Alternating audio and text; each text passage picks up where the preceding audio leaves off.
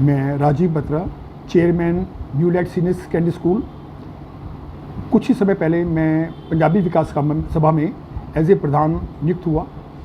उसके पश्चात हम लगातार समाज सेवा की ओर कार्य करते रहे हैं और दिन प्रतिदिन हमें पब्लिक का सहयोग मिल रहा है तन मन धन के साथ, जिसके कारण हम लोग आज हमने एक और कैंप लगाया है जो पूर्ण रूप से निःशुल्क है, जिसके अंदर हम दांतों को चेकअप, हार्ट चेकअप, क्योंकि हम आर्थिक रूप से कमज़ोर क्षेत्र में हैं, परंतु यहाँ के बहुत से लोग ऐसे हैं जो हार्ट की बीमारी को बड़ा कॉमन ले लेते हैं। दांत की बीमारी तो तब जाते हैं डॉक्टर के पास जब दांत में दर्द हो जाता है या कीड़ा खा चुका होता है।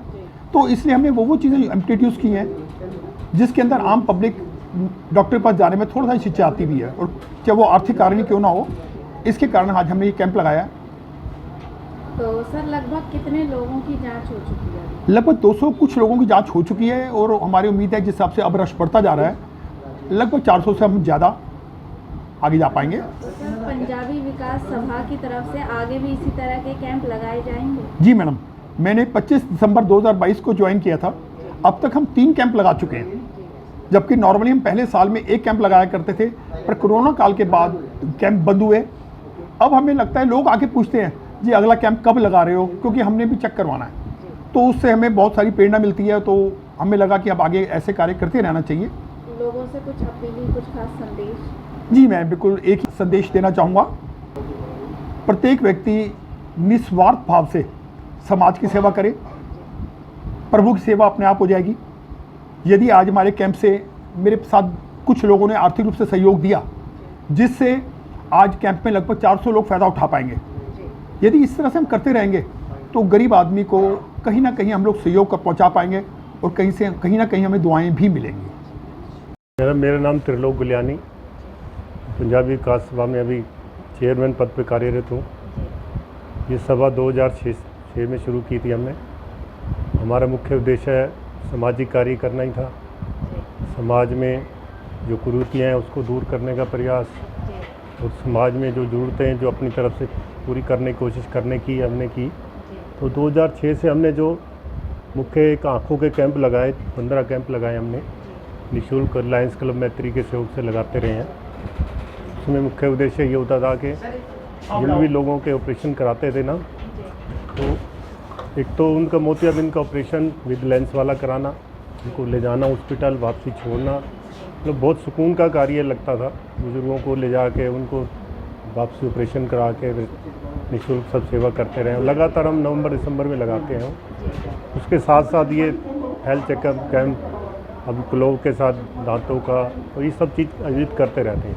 और समाज के प्रति जो गरीब कन्याओं की शादी हो गई या और जो किसी तरह से किसी के साथ।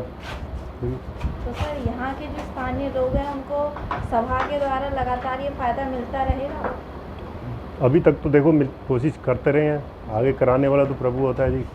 समाज में जुड़ते तो बहुत ज़्यादा है, हम लोग कहाँ पूर्ति कर पा सकते हैं। बाकी जो अपना प्रयास होता है करता है, कोशिश करना अपनी, कोई हम प्रयास करते रहते हैं। छोटा सा प्रयास है जैसे इसको कहिए। लोगों से ही बोला है मिलजुल के रहें, इसी तरह से एक दूसरे का सहयोग करें। अच्छे कार्य करने के लिए जो निर्बल हैं, गरीब हैं, उनकी मदद करो। जो जिनके पास अच्छे हैं सबके पास, उन्होंने जिनके पास कुछ भी नहीं है बेचारे, 8-8 7-7 सैलरी है, 9,000 सैलरी, वो क्या बेचारे हेल्थ चेक कराएंगे। तो उन लोगों के लिए प्रयास करते रहने चाहिए। जिनको भगवान ने अच्छा कुछ दे रखा है तो उनको मिल के, अब जैसे सब ने सहयोग दिया भाई, हर तरह से सहयोग कर दें तो ये काम होते रहते हैं। बस सबसे ये अपील है मेरी कि मिलजुल के जो अपना समर्थ होता है, जो सही कार्य कर रहा है, उसके साथ लग के जो अपना सहयोग करें, ताकि ये कार्य होते रहें। समाज में जो गरीब तबका है, जो निर्बल हैं, उनके लिए कुछ ना कुछ करते रहना। मेरा नाम डॉक्टर तनवीर है।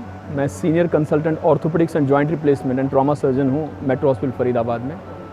तो आज जो ये कैंप हुआ, इसमें हमारा मेन फोकस रहा हेल्थ एजुकेशन, थोड़ा सा बीमारियों के बारे में एजुकेट करना, थोड़ा पोस्चर, एक्सरसाइज, न्यूट्रिशन, जो कि पर्सनली मुझे एज ए डॉक्टर लगता है कि वो चीज़ हम लैग करते हैं अपने कैंप्स में। जब तक पेशेंट बेसिक्स के बारे में अवेयर नहीं हो कि घुटने के प्रॉब्लम में उनका कारण क्या है, न्यूट्रिशनल एस्पेक्ट से क्या प्रॉब्लम है, एक्सरसाइज पोस्चर से क्या है, उठना बैठना कैसे, जब तक ये चीज़ समझेंगे नहीं तो एक होलिस्टिक अप्रोच ट्रीटमेंट का नहीं होता है।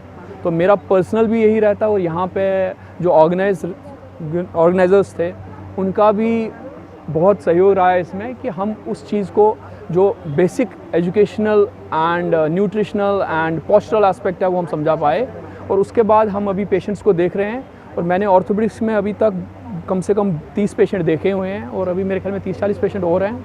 तो कोशिश की हमने कि जो बेसिक्स हैं वो पहले ही हमने बताए हैं, अब हम ट्रीटमेंट लिख रहे हैं। और मैक्सिमम पेशेंट जो हमारे पास यहाँ पे आते हैं वो बैक एक, नेक एक, ऑस्टियोआर्थराइटिस, नीज़, और इसके बगैर कुछ डायबिटिक पेशेंट्स हैं जिनका शुगर एकदम, वो तो फिजिशियन देख रहे हैं उसका पार्ट, लेकिन जो ऑर्थोपेडिक पार्ट है वो हम देख रहे हैं, बहुत कॉमन है। तो पेशेंट से कुछ कहना चाहेंगे कि इन बातों का ध्यान रखें? मैं जो है मोटे तरीके से ग्रॉसली मैं ये बताऊंगा कि आजकल 40 के बाद हम सबको 45 minutes walk, 30 minutes stretching exercise, 2 से 3 लीटर पानी, फ्रूट वेजिटेबल इंटेक अच्छा, जंक बिल्कुल कम, 8 घंटे की नींद, और विटामिन डी, B12 पे नज़र, और बाकी अगर हमारा अच्छा बैलेंस डाइट है तो हम एक्सपेक्ट करते हैं कि बाकी न्यूट्रिएंट्स, मिनरल्स पेशेंट्स को मिलते हैं। बट अक्सर जो हमारी सोसाइटी में हम देख रहे हैं वो विटामिन डी, B12 और बच्चों में पोस्चरल प्रॉब्लम। अभी ये स्कूल में हमारा प्रोग्राम है, तो इसमें हमने कोशिश की कि बच्चे जो 8-8, 9-9 घंटे एक पोस्चर में गर्दन झुका के